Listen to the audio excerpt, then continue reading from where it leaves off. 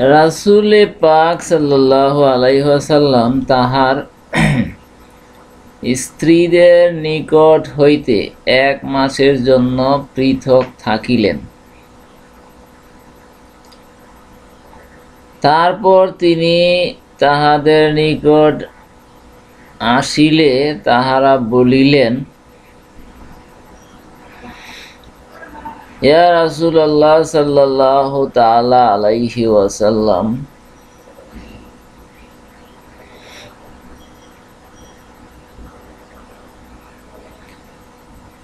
আজ তো 29 তারিখের সকালবেলা। নবী করিম সাল্লাল্লাহু আলাইহি ওয়াসাল্লাম বলিলেন, মাস 29 দিনেও হয়। এই সময় তিনি উভয় হাতের সবগুলো আঙ্গুল খুলে 2 বার ইশারা করিলেন এবং তৃতীয়বার ইশারা করিলেন 9 আঙ্গুল